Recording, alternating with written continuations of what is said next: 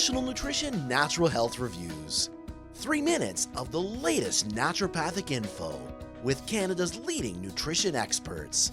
Watch, learn, and get healthy naturally.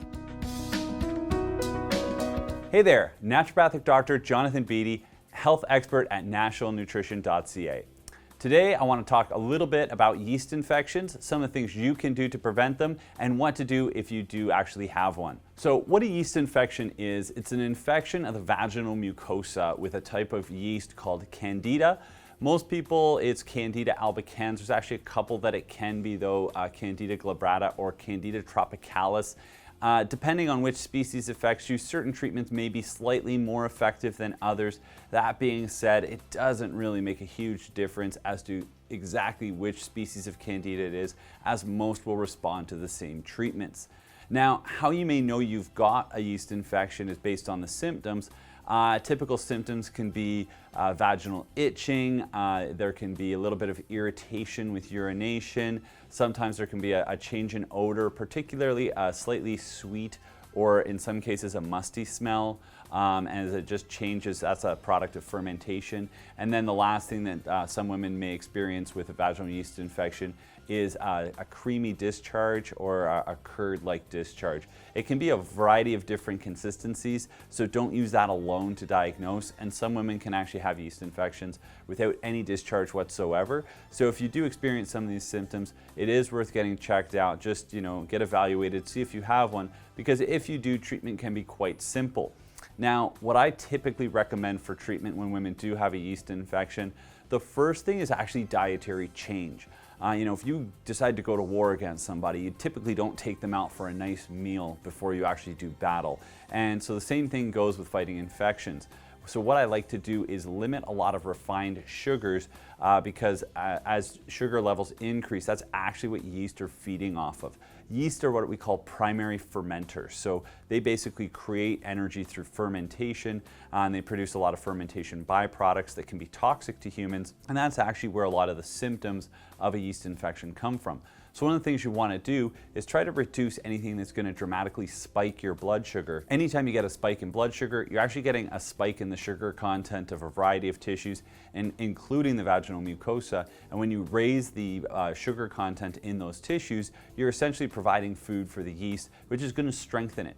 What that means is that it's going to be a little bit harder for you to treat that infection. So dietary changes, reducing again a lot of refined carbohydrates, things that either have very, very high glycemic indexes, which is how quickly a sugar is absorbed, and also I like to reduce things that have very high glycemic loads. So things like a bagel, although its glycemic index isn't that high, because there's just so much sugar in it, it'll still overwhelm your system and cause a spike in blood sugar temporarily, and that can, again, feed that yeast. So what we're trying to do is weaken our enemy before we go to war with it.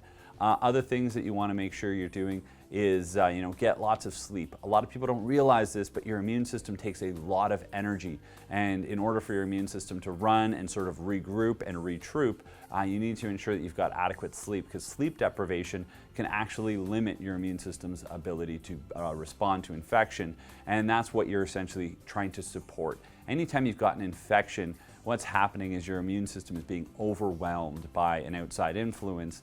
And so what you want to do is strengthen it to ensure that you're going to be adequately capable of fighting off that infection. Now, the next level of treatment, typically you can use topicals. So a lot of women may have used creams in the past. There's a variety of them that are based on a drug called Fluconazole or Ketoconazole, which are antifungal medications. There's also oral tablets from the pharmaceutical side of things, again, using ketoconazole or fluconazole, which are drugs that can actually kill yeast. For some people, that's not an option. They choose to not either use the medications or may be allergic to the medications. And if that's the case, there are quite a few herbs that you could use that are actually quite effective at the treatment of yeast infections. Some of the things that we can do, so there are suppositories. So you could use caprylic acid as a suppository.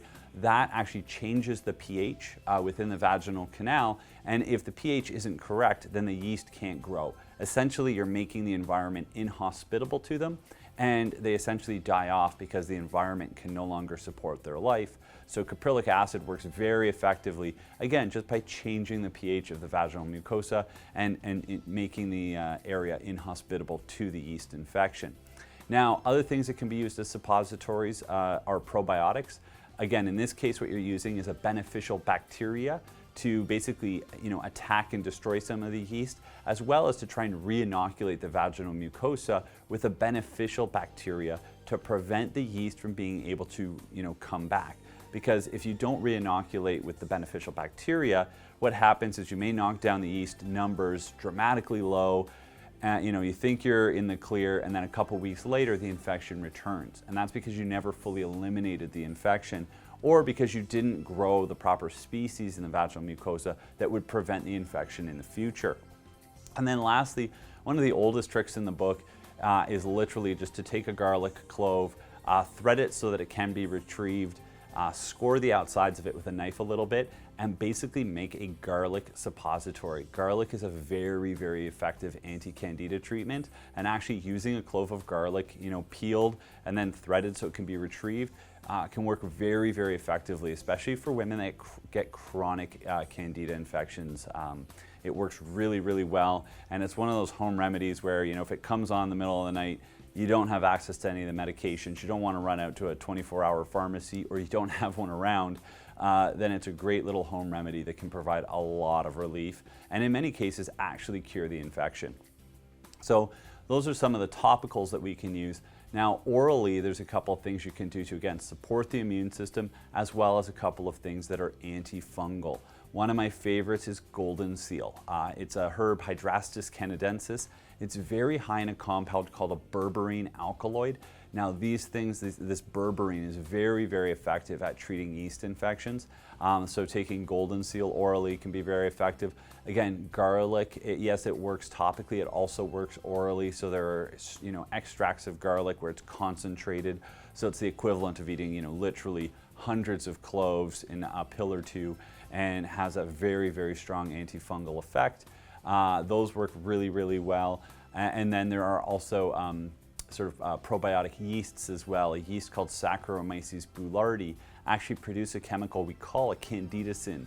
So what these chemicals do is they actually go in and kill the candida species. So it's, again, using a probiotic, but in this case orally, because orally that beneficial yeast, that Saccharomyces yeast, is going to actually produce a chemical that's going to get into your system and then travel down and outcompete the candida. So another very effective, very safe remedy that you can use if you've got chronic yeast infections. So if you do have chronic yeast infections, I hope you've learned a little bit something today about how to identify them and ways you can treat them if you do. And then as far as prevention, stick to some of the dietary concerns. Obviously, if you don't create an environment that's going to house yeast in the first place, it's a very easy way to prevent that infection.